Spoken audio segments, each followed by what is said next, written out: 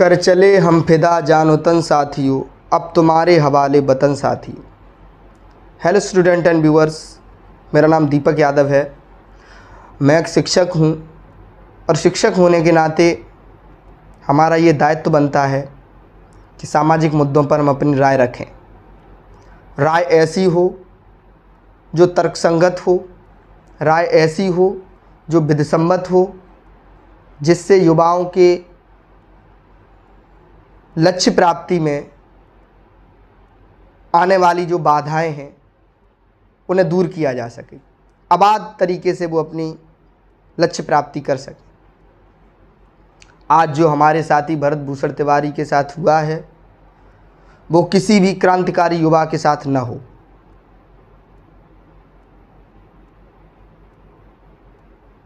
जैसी परिस्थितियां बनी हुई हैं, मैं देखता हूं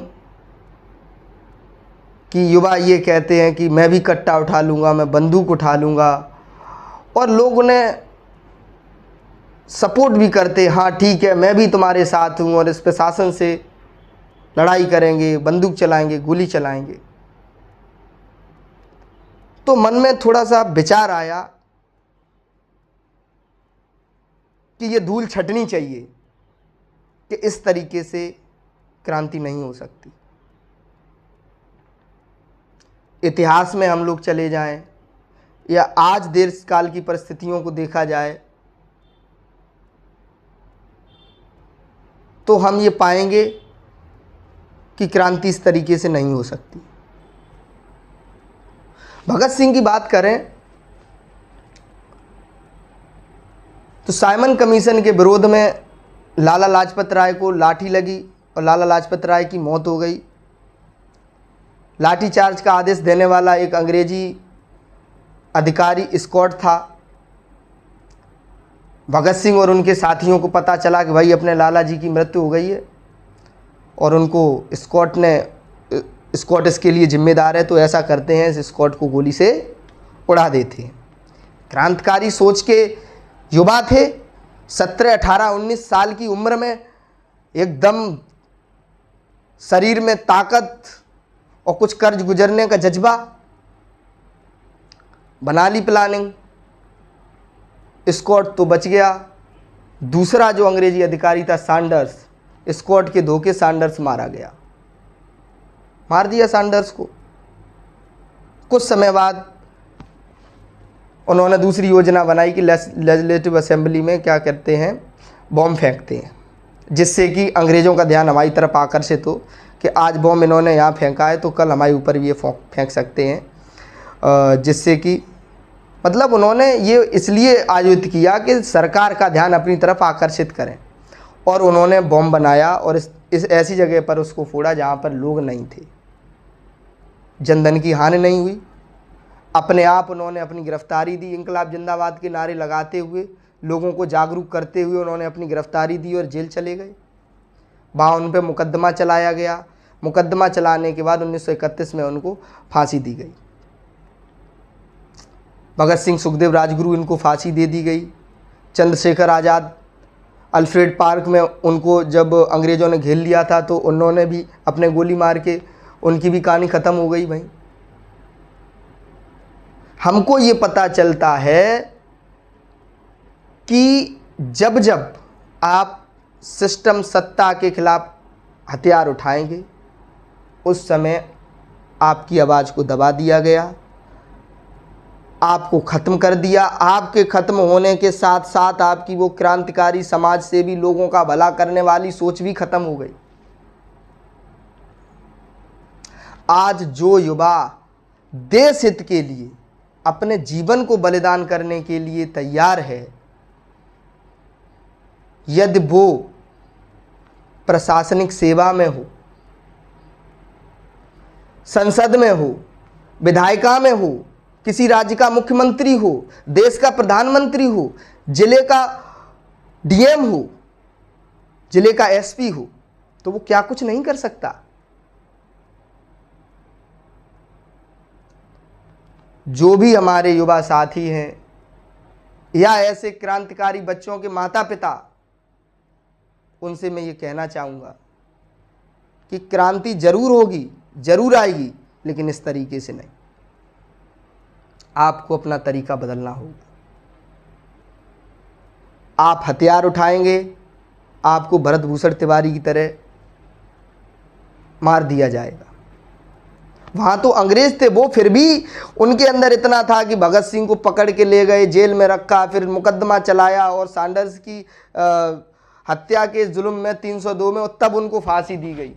और यहां भरत भूषण तिवारी का क्या दोष था? उसका दोष सिर्फ इतना था कि उसने लोगों की आवाज को उठाया और जब तुम्हारे द्वारा नहीं माना गया तो उसने थोड़ा सा अलग तरीका अपनाया, जो कि मैं मानता हूं विधि सम्मत नहीं था। लेकिन यह कहा विधि में, कानून में लिखा हुआ है कि तुम निहत्थे व्यक्ति पर गोली मार दो, यह अधिकार तुम्हें किसने दिया?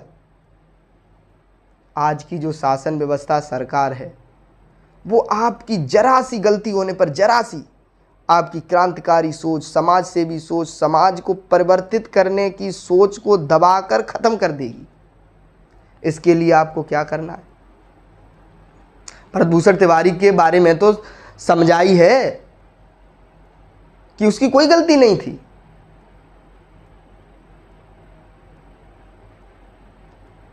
उसने मांग रखी, उसके बाद जब उसकी मांगों को नहीं माना गया तो उसने हथियार उठाए। हथियार जब उसने कहा कि चलो मैं सरेंडर करता हूं और गन फेंक दी, उसके बाद उसको पकड़ के गोली मार दी।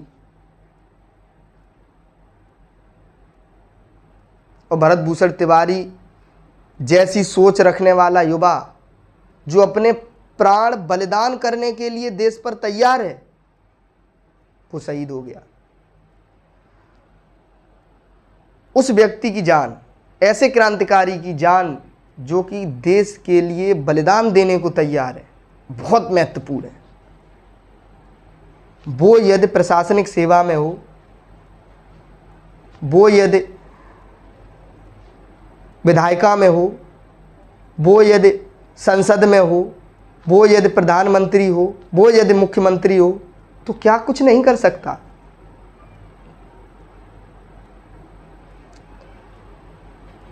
आपसे मेरा आग्रह है कि अध्ययन करिए, इतिहास, भूगोल, पॉलिटी, अर्थशास्त्र,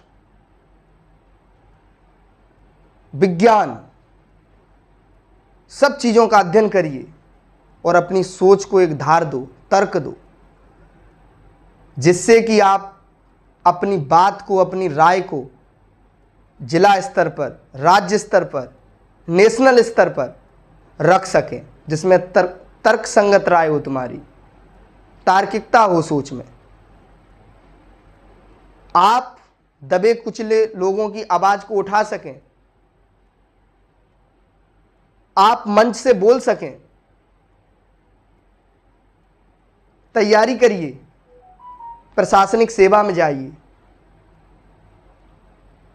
सामाजिक मुद्दों को उठाइए, राजनीति में आइए।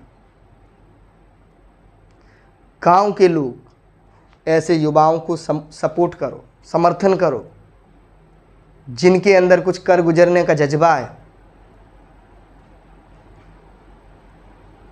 यदि उनके हाथ में सत्ता और शक्ति होगी, तभी आपका भला हो सकता है, तभी आप में, आपके जीवन में परिवर्तन आ सकता है, तभी ये देश गुलामी की जंजीरों से आज़ाद हो सकता है। आप ये कहते हैं कि मैं बलिदान दे दूंगा देश के लिए, आपके बलिदान की जरूरत नहीं है। जरूरत है आपके जीवित रहकर के सिस्टम में जाकर के और सेवा करने की, सिस्टम को बदलने की, भ्रष्ट नेताओं, अधिकारियों को सलाखों के पीछे पहुंचाने की।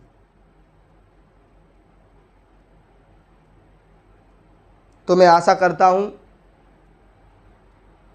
कि जो अभी मैं देख रहा हूं, जिससे थोड़ा सा बुरा लगता है कि युवा कहते हैं मैं भी कट्टा उठा लूँगा, मैं भी बंदूक उठा लूँगा, मैं ये कर दूँगा, वो आप कुछ नहीं कर पाओगे। आपको मार दिया जाएगा, दबा दिया जाएगा, और हो सकता है कि देश विरोधी, एंटी नेशनल घोषित कर दिया जाए। आपको अगर परिवर्तन लाना है, और जो लोग भरत तिवारी या भरत तिवारी जैसी सोच रखने वाले युवाओं के समर्थन में हैं, वो अगर वाकई में समर्थन है तो ऐसे युवाओं का सपोर्ट करें।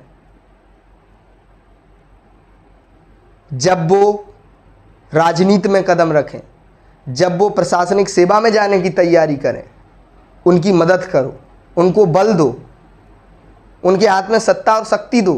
देखो देश कैसे नहीं बदलता है, कैसे नहीं क्रांति होती है। मैं आशा करता हूं कि हमारे विद्यार्थी, युवा साथी या पेरेंट्स, माता पिता,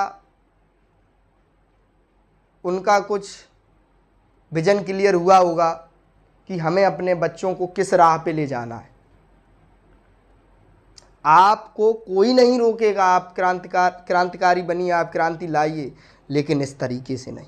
इस तरीके से आप प्रवेश करोगे, तुम्हारी आवाज़ दबा दी जाएगी, तुमको ख़त्म कर दिया जाएगा। इवन अगर आप प्रशासन में या सेवा में जाने के बाद भी कुछ समाज हित का कार्य करोगे तो भी आपको वहाँ तंग किया जाएगा। लेकिन तब तक, जब तक आप जैसे लोगों की संख्या कम है, जब आप बाहुबल में, जब आप संख्या हो जाएंगे वहाँ पर, तो उन लोगों का कहीं दूर दूर तक अता पता नहीं लगेगा।